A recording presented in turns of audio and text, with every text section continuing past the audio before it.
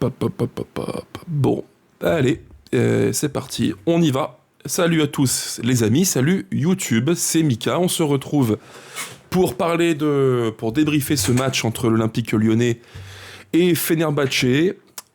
Élimination de l'OL. Vous l'imaginez bien, je suis au fond du trou, au fond du trou. Je pense que vous c'est pareil. Il est, pour tout vous dire, ceux qui verront demain la vidéo, donc en décalé par rapport à l'heure à laquelle je vous parle. Là, on est donc le 26, mercredi 26, et il est 23h25. J'ai mis littéralement 25 minutes, une demi-heure pour prendre la caméra, le micro et commencer le débrief. Pourquoi ? Parce que je suis totalement abattu. Je suis dégoûté, je suis abattu parce que, encore une fois, on est sur un match auquel nous a tristement habitué l'OL. Vous savez, ces grands tournants, ces grands matchs européens, de Ligue 1, de Coupe de France, où tu te dis que l'OL a une carte à jouer, l'OL peut faire un truc, l'OL peut se mettre enfin sur les bons rails, et malheureusement non. Malheureusement non, parce qu'en fait, il y a dans cette équipe, dans ce club, dans cette partie sportive de l'OL, il y a des problématiques qui restent et qui n'ont pas été traitées. Et moi, ce soir, c'est pour moi la morale du match. Ce match OL-Fenerbahçe, j'ai revu en fait à peu de choses près les mêmes symptômes que l'an passé. Les mêmes trucs qui me déplaisaient, les mêmes choses qui ont provoqué des limites et un plafond de verre à l'OL d'un point de vue sportif et tactique. Et je dis bien et tactique. Le problème, il est global. C'est en grande partie les joueurs, faut le dire, parce que là, on est sur une prestation qui, pour certains d'entre eux, est juste honteuse. Mais une fois de plus, j'ai envie de dire, Maitland-Niles, comment c'est possible que le 26 août 2026, Maitland-Niles soit encore le latéral droit titulaire de l'OL. Enfin, je veux dire, les matchs, on les a vus. On a vu de lui quasiment, je pense, 100 matchs à l'OL, même plus peut-être. Et sur tous les matchs qu'on a vus de lui, Maitland-Niles, mais combien de fois on s'est dit c'est plus possible ? Combien de fois on s'est dit ça ? Combien de fois ? Le nombre de débriefs où j'ai passé du temps à vous dire que défensivement, c'est plus possible. Il a trop de moments où il déconnecte le 1-0 de ce soir. C'est une honte. C'est une honte. Une putain de honte. Le gars, il est en 1 contre 1. Et là, il laisse 3 secondes pour centrer à Oguz, sur le côté gauche. Comment c'est possible ? Sur le 2-0, il est mangé. Il est mangé par Archie Brown de la tête. Il est mangé. 2 actions, 2 buts, 2 fois sur la photo. Et ce gars-là, il est encore titulaire en août 26 à l'Olympique Lyonnais. Ça aurait dû être l'un des premiers noms à dégager durant l'été. Il est encore là. Faut pas s'étonner que, si le gars est encore là, on ait les mêmes difficultés. C'est pas à 27-28 piges que Maitland-Niles va devenir un cadre défensif. Voilà, c'est tout. À un moment donné aussi, on tend un petit peu le bâton pour se faire battre. Honnêtement, les amis. On le tend, ce bâton. On fait tout pour en fait se faire châtier et se faire fouetter contre le Fenerbahçe. Il y a trop d'erreurs défensives. Il y a trop de moments où je me dis, c'est limite. C'est très très limite. Déjà, rappelez-vous, à la 15e minute de jeu, une séquence qui, je pense, va être vite oubliée, mais reprenez-la, à la 15e minute de jeu. Sur mon calepin, j'ai écrit « ça commence ». Maitland-Niles, premier duel contre Oguz, côté gauche. Feinte de partir à gauche, crochet sur le droit. Maitland-Niles lui dit « ok, tu passes, vas-y, frappe ». Mais vraiment, prenez le ralenti. C'est « oh il est passé, vas-y, frappe, vas-y, frappe ». C'est pas possible. Comment tu peux aborder un match aussi capital pour un club d'un point de vue sportif et économique avec des mecs comme ça qui sont juste des branleurs finis, quoi. Maitland-Niles, c'est un gars qui est je m'en foutiste, mais là on n'est pas sur un match de Ligue 1 du dimanche 15h façon poulet frites. Là on est sur un match de Ligue des Champions qui te rapporte au bas mot une 20aine de millions d'euros sans faire un seul match. Vous imaginez ? On est sur un match qui te coûte une 20aine de millions d'euros à cause d'un glandeur qui, à droite, je sais pas, il dort, il déconnecte, j'en sais rien. Je sais pas ce qu'il fait de sa vie, Maitland-Niles, mais sur le terrain de foot, c'est plus possible. Honnêtement, j'arrive pas à comprendre. Nos dirigeants voient les matchs comme nous, il y a des profils qui ne devraient plus être là. Et en faisant ça, je fais un focus sur lui, sur Maitland-Niles. Peut-être que je suis un petit peu dur, vous me le direz en commentaire. Mais honnêtement, c'est pas possible. Comment tu peux en fait t'étonner que l'OL produise un match comme ça si tu mets plus ou moins les mêmes ingrédients que l'an passé ? Tu commences le match avec un milieu de terrain Tessman, Morton, Tolisso. Je répète, Morton pointe basse, Tessman un peu plus haut, Tolisso un peu plus haut aussi.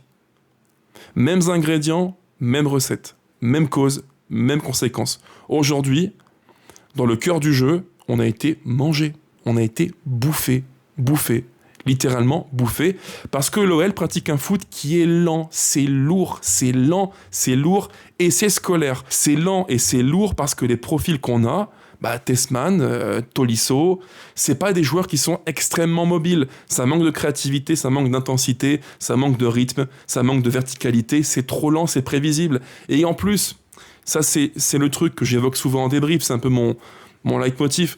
On a une équipe qui est très disciplinée et qui est très scolaire. Fonseca a réussi à leur apprendre un plan, voilà, que mécaniquement ils vont à chaque match ou presque réciter plus ou moins bien, mais quand on dépasse un tout petit peu de ce cadre, quand on dépasse le plan, c'est fini. C'est fini. Prenez la seconde mi-temps, le coaching de Fonseca, pour moi, il tue l'OL. On est sur un momentum plutôt positif, on revient à 1-2, but de Malik, et là, je me dis naïvement qu'on va le faire, qu'on va pousser encore et encore intensité, le rythme, et que tôt ou tard ça paiera. Sauf qu'en fait, qu'est-ce qu'il fait le coach? Il te sort un milieu de terrain, Tessman, qui fait un match correct, moyen sans plus, c'est pas non plus la folie, mais à la place, il te fait rentrer Pavel Schulz. Et là, l'équipe, elle est totalement déséquilibrée. C'est factuel, les gones. Reprenez la seconde mi-temps, le coaching de Fonseca, et je ne dis pas que le coach est le principal fautif, c'est pas ce que je veux dire. Mais ce soir, en seconde mi-temps, il n'a pas du tout aidé l'OL. Pas du tout.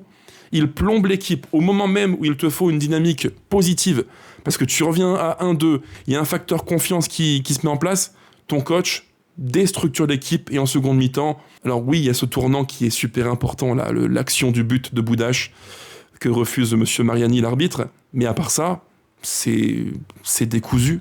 On voit une équipe de l'OL qui ne ressemble plus à rien, c'est totalement décousu, on a un bloc coupé en deux, et il y a plein de séquences de jeu où Kluivert fait passe à Nakate, Kluivert, Nakate, Kluivert, c'est que ça dure 30-40 secondes, parce qu'il n'y a plus de solution, il n'y a plus de structure d'équipe, il n'y a plus d'équilibre. Au milieu de terrain, c'est un no man's land, il n'y a personne, et en fait devant, tu as 5 joueurs qui sont alignés de gauche à droite, tu as du Abner, t'as Tolisso, t'as Openda, t'as Schulz, t'as Boudache et t'as Atekame. Voilà, 5-6 joueurs qui sont alignés et tu n'as plus de structure. Donc moi, tout ça, en mode express, tous ces différents points que j'ai relevés là, c'est ni plus ni moins que le reflet de la saison passée. La saison passée, on se fait plomber, on se fait tuer par des joueurs qui sont défaillants. Vous les connaissez comme moi. Maitland-Niles à droite, Abner à gauche, ils nous coûtent des points en fin de saison. Et à l'heure où je vous parle, on n'est pas en LDC, ça, malheureusement. Mais si on repense à la fin de saison passée, les matchs contre Toulouse, contre Lens, où vraiment on fait n'importe quoi, il manquait 1 point pour finir 3e, il manquait 1 point. On fait n'importe quoi. Sur la photo des buts que l'on prend, qui on retrouve? Repensez-y les amis, qui on retrouve? Les mêmes coupables que ce soir. Mêmes ingrédients, même recette, même cause, même conséquence. Basta en fait, basta. C'est aussi simple que ça. Et entre-temps, Fonseca qui me semblait être un petit peu guéri de sa... comment dire, je vais rester poli, de son conservatisme et de sa frilosité tactique, ce soir, en seconde mi-temps, même si tout n'est pas à mettre contre lui, mais en seconde mi-temps, il n'a pas aidé l'équipe. Pour moi, il n'a pas aidé l'équipe. Il a déstructuré l'OL, et à la fin, ça ne ressemblait plus à rien, à part des longs ballons, voilà, comme ça, à toi, à moi, Kluivert, Nakate. Il n'y avait plus aucun sens tactique, plus aucun fil conducteur. Et c'est pour ça que très souvent, j'insiste en débrief sur l'aspect scolaire de l'OL. On est une équipe scolaire, qui a un plan en tête, et dès qu'on dérive un tout petit peu de ce plan et de ce cadre, terminé. Voilà. Et ce soir, c'est un petit peu ça, malheureusement. Alors, vous l'aviez compris, on ne fera pas un débrief très cadré. J'ai un petit peu envie de vider mon sac, parce qu'il y a plein de gens qui me gonflent dans cette équipe et dans le staff, mais ça sert aussi à ça YouTube, à vous livrer en vidéo mes points de vue, mes émotions et mon ressenti du match. Et là, honnêtement, il y a tellement de déception en moi et de colère que c'est compliqué d'être très très lucide. Si on fait un petit retour sur le match, on va rester malgré tout le plus professionnel possible. Qu'est-ce qu'on peut dire? Que déjà, je trouve que l'entame de match, elle est assez symptomatique d'une tension et d'une crispation côté Olympique Lyonnais. Moi, je l'ai clairement senti, j'ai vu une équipe qui avait du mal à se lâcher. Et d'ailleurs, si on prend la peine de refaire le fil du match, Ce qu'on peut dire, c'est que après ce petit quart d'heure là, de stand-by côté OL, et côté Fenerbahçe aussi, on a Malik qui est, je pense, côté OL, l'homme du match, qui frappe du gauche, magnifique, Ederson fait la parade, très bien, mais après, qu'est-ce qu'il se passe? À la 15e, il y a déjà une première alerte. Côté droit, côté Maitland-Niles, encore lui, comme par hasard, avec Oguz qui est à gauche, qui rentre, et là, fin de frappe, crochet du droit, Maitland-Niles, terminé. Voilà, terminé, vas-y, tu me passes, tu peux tirer, vas-y. Lamentable. On est à la 15e minute de jeu. Et déjà là, j'ai écrit à des potes, je leur ai dit, les gars, défensivement, je ne sens pas un Noël qui est très très serein, quoi. Pas franchement calme dans un tel contexte de match. Et pourtant, tout n'est pas à jeter. Il y a eu du bon dans ce match-là. Quelques séquences de jeu assez intéressantes. Il y en a une que j'ai relevée aussi à la 16e, je crois, dans mon souvenir. Une belle séquence où Tessman lance Maitland-Niles à droite. Centre en retrait, Abner se jette, il est malheureusement un peu trop court et ça passe à côté des cages d'Ederson. On est à la 16e minute de jeu. Peu de temps après, encore un coup de chaud pour l'OL, gros coup de chaud d'ailleurs. Transition que mène Mouriki qui lance à gauche Oguz, qui décale Archibald, frappe, parade de Greif. Et là malheureusement, ce qui devait arriver arriva, quand je parle de symptômes négatifs de l'an passé, ça recommence. Les fameuses déconnexions mentales qui sont meurtrières. On prend le 1-0. L'action, elle est terrible. Vraiment, j'ai même pas les mots, quoi. Maitland-Niles contre Oguz, côté gauche. Il gagne un duel. Et à ce moment-là, je ne saurais même pas vous expliquer ce qu'il se passe dans son crâne. Qu'est-ce qu'il se passe au moment où il gagne un duel défensif et il se dit, c'est bon, petit trop, tranquille. J'ai fait le taf, tranquille. Et il laisse 1, 2, 3, 4 secondes à Oguz pour contrôler, se retourner et centrer. Et il a beau dire à Nuama, reviens, faut le dire aussi, Nuama, défensivement, il est fautif. Mais il lui dit, reviens, c'est trop tard. L'autre, il prend le ballon, il a 3 secondes pour ajuster, lever les yeux et centrer, qu'est-ce qu'il fait? Il centre, il trouve Mouriki, le tank, le pivot, boum, tête, parade de Greif, et là, Abner, battu de la tête, pour commencer, mais surtout, il dort. Temps de réaction, 3 secondes 5, et Mouriki, qui n'est pas le plus vif, faut le dire aussi, Mouriki, c'est pas Léo Messi, il se relève, il se retourne, frappe, but, terminé. Sur l'action, on a une somme d'errements individuels, de phases de déconnexion mentale, qui sont juste kamikazes. Comment tu peux, à ce niveau d'exigence footballistique, faire ça? C'est pas possible. Mais ce que je vous dis là, les amis, honnêtement, je me répète en fait, ce que je vous dis là, je l'ai dit l'an passé des dizaines de fois. Si moi je vous l'ai dit, si nous on a vu devant nos écrans ou au stade, ces lacunes-là, les moments de déconnexion mentale où tu te dis mais qu'est-ce qui se passe? Maitland-Niles il est amorphe, il bouge plus, il est attentiste, Abner il est trop laxiste. Si nous on l'a vu, mais les dirigeants ils l'ont vu aussi, le coach l'a vu aussi, le staff l'a vu aussi, les analystes vidéo l'ont vu aussi. Comment tu peux redémarrer une saison avec une paire de latéraux Maitland-Niles, Abner? À un moment donné, il faut arrêter de chialer et de se plaindre. Tu n'as que ce que tu mérites. Voilà, point. Tu n'as que ce que tu mérites. Et le pire, c'est même pas ça. C'est que dans la foulée, continuons. J'ai envie de chialer, c'est terrible. 0-2, parce que, encore une fois, corner du Fenerbahçe qui trouve Archie Brown au second poteau. Et là, Maitland-Niles, tu sautes? Vas-y, prends la balle, vas-y. Pardon, je t'ai gêné, je t'ai dérangé. Vas-y, prends-la. Vas-y, marque. Voilà.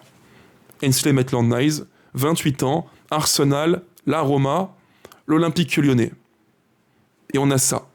De la merde comme ça, défensivement, tactiquement. C'est digne d'un gars de 20 piges. Et encore, on mettrait un gamin de l'académie à sa place, j'en suis sûr et certain, il ferait mieux que lui. D'un point de vue rigueur et concentration, il ferait mieux que lui. Mais ce soir, pour moi, c'est avantage Fenerbahçe, parce que plus dense, plus équilibré, plus mature, plus expérimenté, et même si la grosse... il faut que je reste poli. Mika fait un effort, reste poli, c'est important. La grosse... je trouve pas le mot en fait.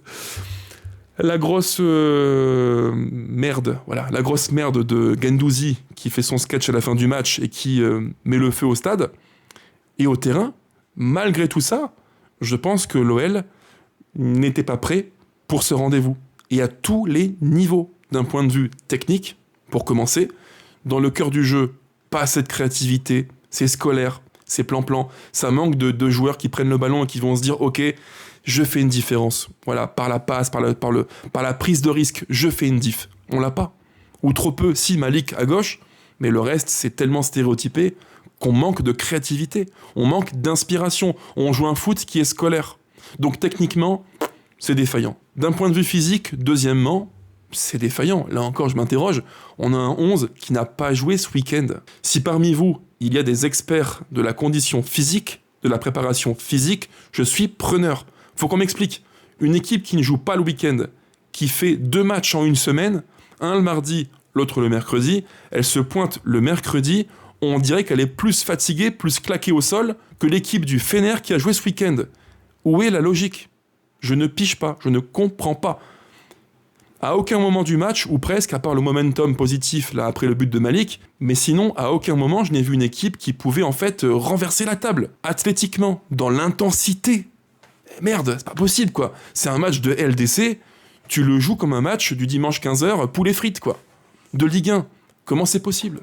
Comment c'est possible ? Il y a une question de profil technique, c'est vrai, Tessman c'est lourd, Tolisso aussi, ça je peux l'entendre. Mais pour le reste, comment vous me l'expliquez les amis ? Comment c'est possible de pondre un match comme ça, qui honnêtement, en termes de standards physique, intensité, agressivité, était je pense 2 crans en dessous de ce qu'il fallait faire. Je m'interroge, et encore une fois, tactiquement, j'ai dit techniquement, physiquement et tactiquement, Fonseca, faut qu'on m'explique. Hein. Lui aussi, on a vu, on a compris, c'est bon quoi. On a vu, on a compris. Dans tous les matchs comme ça, à couteau tiré, ces lectures de match, moi, m'interpellent. Pardon, je le redis, mais Schulz qui rentre, Tessman qui sort, boum, équipe coupée en 2, déséquilibrée, et devant, on avait une ligne de 5 qui ne bougeait plus. Plus aucun demi-espace, et je dirais que l'ultime quart d'heure du match se résume à quoi ? Des longs ballons, ou alors Kluivert, Niakhaté, Kluivert. Ni plus, ni moins. Et puis il faut aussi le souligner, parce que ça, on n'en parle pas assez, je trouve.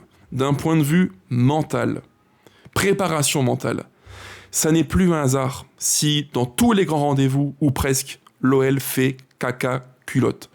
On est devenu un club de losers. Vous prenez tous les matchs, ou presque tous les matchs, 9 sur 10, pour faire simple. Tous les matchs où il y a un gros enjeu, où c'est le coup près qui tombe à la fin du match. On se chie dessus, on fait n'importe quoi, et l'histoire du match tourne quasiment tout le temps du mauvais côté. Ça n'est pas un hasard, et c'est aussi la mission du coach et de son staff. Le club en a fait des caisses sur la création d'une cellule psychologique, de performance psychologique et mentale, en disant maintenant c'est bon, on est équipé, on a des pros qui vont booster le mental des joueurs. Arriver là, dans tous les grands rendez-vous, c'est insuffisant. À chaque fois ou presque. Le match aller contre le Celta Vigo, le match contre Lens en Ligue 1, le match contre Lens en Coupe de France, le match contre Toulouse en Ligue 1, et j'oublie même Manchester, j'oublie les Stéphanois, bref, c'est du passé, c'est fini, c'est loin, ça c'est très très loin. Mais vous imaginez le nombre de rendez-vous, de gros rendez-vous qu'on a manqués, qu'on a saccagés par des approches mentales faibles, mais vraiment faibles, ça commence à faire beaucoup. Et c'est pas du hasard, c'est aussi l'une des missions du staff et du coach de booster les joueurs, quoi. Il faut les booster, et il faut qu'en termes de confiance, il y ait un surplus mental, un surplus psychologique qui fasse que, dans les grands rendez-vous, la pièce tombe du bon côté. Et là, malheureusement, 9 fois sur 10, elle tombe du mauvais côté, quoi. Donc bref, voilà les amis, c'est terrible, quoi. Soirée de merde, l'OL perd un match qui, sportivement, va conditionner beaucoup de choses pour la Ligue 1 et la fin du mercato, évidemment. D'un point de vue économique, c'est pareil, il y a tellement de choses qui se jouent. Tout à l'heure en préambule, je vous l'ai dit, c'est un match qui valait au bas mot 20 et quelques millions d'euros. Et à mon avis, ce qui pend au nez de l'OL, et de nous supporters, c'est que des éléments forts comme Malik, comme Pavel Schulz et d'autres que j'oublie peut-être, partiront, c'est tout, c'est ce qui va se produire, voilà. Il y aura 1, 2, 3 départs, et déjà là, j'ai cru comprendre que Canal+ évoquait des montants à plusieurs dizaines de millions d'euros. De mon côté, j'ai aussi fait quelques petites estimations, des projections sur le total des ventes que devrait faire selon moi l'OL, mais croyez-moi, on n'est pas à 40 millions là. Hein. Sans LDC, on n'est pas du tout à 40 millions. On est plus proche des 100 millions, voire plus, que des 40. Je glisse ça tranquillement au passage, sans faire le gars alarmiste. Ça me fait chier de vous le dire en vidéo, croyez-moi. Mais il faudra se préparer sérieusement à de très grosses ventes, non seulement là, avant la fin du mercato estival, sûrement aussi en janvier, et croyez-moi, c'est sûr, avant le 30 juin 2027. Bref, on se retrouve vite, les gones, quand je ne sais pas trop, je verrai bien, portez-vous bien, prenez soin de vous, dormez bien si vous le pouvez, moi c'est quasiment impossible, c'est sûr et certain, et plus que jamais, allez l'OL. Ciao ciao.